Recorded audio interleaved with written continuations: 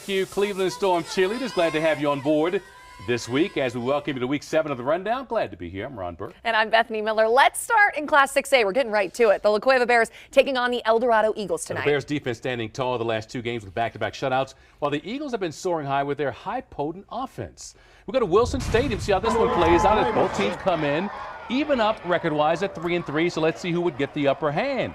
El Dorado with a 3-and-out to start things, and it doesn't get better on the block punt, and it's eventually scooped up by Alejandro Montano at the 10. And so we go to work on the next play. Cameron Dyer is going to keep it, throw a little shake at the defense, and take it in. Bears, good start, up 7-0. On the ensuing Eagles possession, Bears defense making a stand. El Dorado completes the pass, but Jackson Cherry rips the ball out along the sideline for the turnover. So La Cueva's going back on offense. It takes just one play for this to happen. Dyer to Cheeto Lumbrera.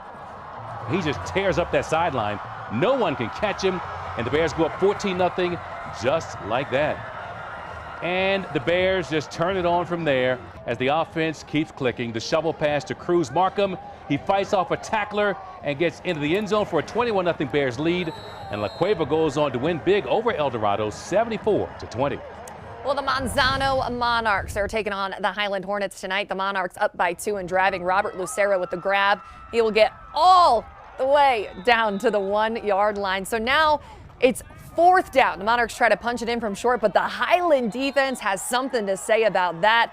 A huge goal line stand there for the Hornets. So Highland would take over and get the ball from there. They're down 2. Some confusion there before they call it. Some trickery here with the reverse.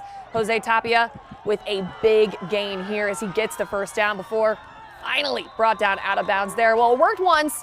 Why not give it to him again? This time he's in the red zone, and he's going to find the end zone. The Hornets take a 12-8 lead, and they would add another touchdown. The Monarchs are down tonight by the Hornets, the final 18-8. All right, the 5-1 Los Alamos Hilltoppers taking on 6-0 Bernalillo. The Spartans unbeaten, looking to stay that way. We go to the first quarter, Spartans with the ball. They toss to Diego Molinar. He's ripping through tackles and refusing to go down. He's 5'6", 175 pounds. Woo! Taking defenders into the weight room. A big game for the Spartans, who are on the move. Nice work. Later in the drive, the Spartans with a 4th and goal. The shovel pass goes nowhere. That's Alexander Pasolka shooting in from the safety position. The Spartans are denied. The Hilltoppers with momentum as they march down, finishing it off thanks to Nico Garcia for a 6-0 lead. In the second quarter, Hilltoppers in close again. Again, it's Garcia, good for a 12-0 lead. And the Hilltoppers knock off the Spartans 26-19.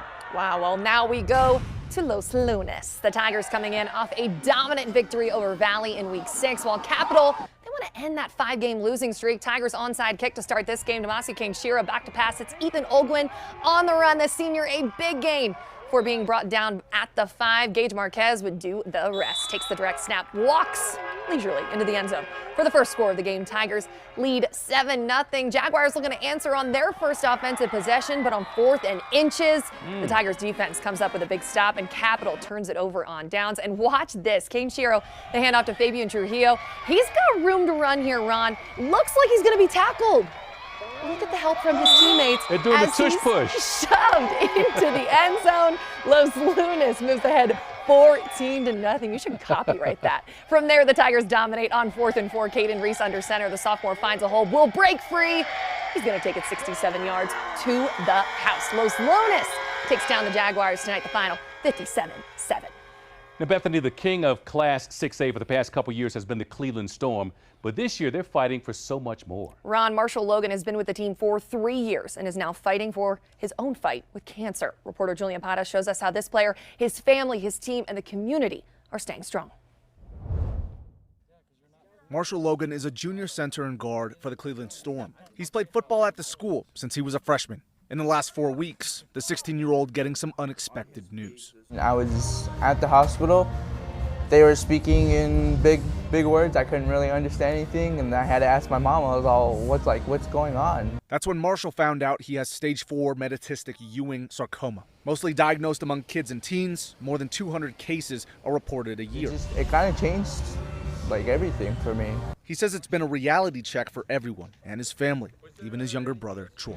My parents had told me, and then I kind of realized that I'm gonna have to grow up pretty fast. But keeping a positive outlook, Troy says it's been great to go to school with Marshall and being part of the same program. Although this is far from what the family wants right now, everyone is in high spirits as they think of Marshall. Marshall is like one of the best people making a first impression. He's always nice to people, and it's really hard to not like him. He can't attend school for the time being, but earlier this week, he took time out of his day to check in on his friends and his fellow players.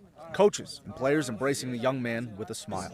This may be a time of concern, but Marshall finding a way to hold his head high. I just didn't think I would get this much support out of everyone and all these people.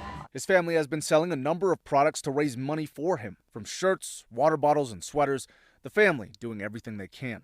News of Marshall spreading through the community, with $10,000 being raised so far. It gives him all the more reason to be Marshall strong. I'm gonna beat it. I'm gonna come back and come back stronger, and everything's gonna be okay. For KOAT Sports, I'm Julian Potter reporting. And Marshall, we wish you a great recovery. The best to you, your family, your team, your friends. Now, Cleveland continuing on tonight on the field against Volcano Vista at Community Stadium. The Storm looking for an opening as Jordan Hatch hands out to Harrison Buea. He stumbles in for the first touchdown of this game. It comes at the end of the first quarter. So we move on to the second quarter. The Hawks still in this one, looking for some yards. Elijah Hansen finds Mason Garul along the sideline. But this drive ends with the Storm stopping the Hawks. And Ron, Cleveland would find ways to keep their pace going. Hatch squeezing the ball between two defenders here.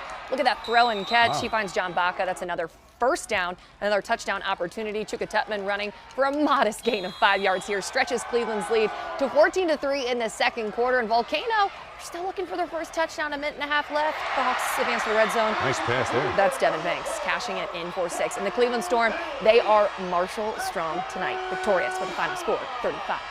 All right, let's go to the Hutchin Farmington for 5-8 matchup between Roswell and Piedra Vista. The Coyotes defense making things hard with a 10-0 lead in the second quarter. Host of Coyotes dropping the quarterback for a loss there to stall a drive. Now, 4 minutes before the half, Roswell quarterback Manny Fuentes will run the option. He'll keep it and run all the way to the 1 where he's taken out of bounds.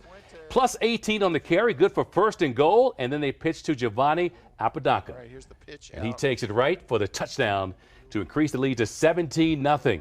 Then just before the half, a big mistake by PV on offense, the pass going down the seam, and Zaya Carrasco has other ideas with the interception. And look, he has room to run, and he has blockers. He takes it back 69 big ones for the touchdown with 25 seconds left before the half. Roswell dominates PV 44-0 to improve to 7-0 heading into the bye. He's got some Jets, Ron. Well, now out to Santa Teresa, where the #1 ranked team in the state is paying a visit. Bulldogs and Warriors going head-to-head here tonight. Dogs are already on top 6-0 after an opening kickoff touchdown. So Artesia, they're on their first offensive play of the game. Quarterback Nia Estrada drops back, finds Isaac Cáceres, the junior, breaks the tackle.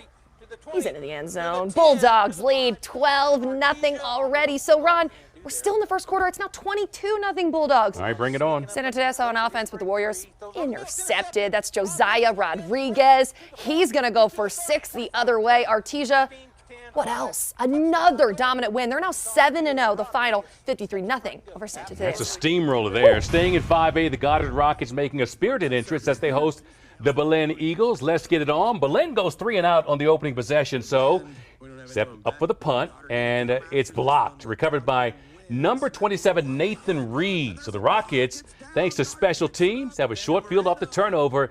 And then from the 12-yard line is Tristan Torres faking the handoff. Watch him kind of get like bumper cars inside there, but he finds his way to the end zone, muscling across the goal line for the score. Rockets up 7-0. Midway through the first quarter, Belen from his 30, Hunter Garcia, he's eyeballing his receiver, and he is picked off. Gary Roybal taking it the other way for the touchdown. The defense coming up strong, putting the Eagles in a 14-0 hole about 6 minutes into this ball game. And then watch this play in the second quarter. Goddard's Dominic Ramirez with an arching throw to the end zone. Josiah Castillo jumping over the defender to make the catch. He must have. And that's a touchdown. Everything going the Rockets' way. Goddard cruises past Belen 57-7 to improve to 5-2 heading into the bye. I want to see that touchdown catch again, Ron. Well, finally, we have Gadsden and Valencia going head-to-head tonight from the start. Panthers, they are here to play. This is Adrian Munoz running to the line to score. Breaking some ankles on the way, too. Nice That job. is a Gadsden touchdown. So still adding to their lead just a little bit later. It's Panthers' Ryan Hernandez. We're going to pick him up here as he runs out to the sideline. He's practically pushed into the end zone. It's another 6. And the Panthers, a shutout victory tonight. The final 50-0.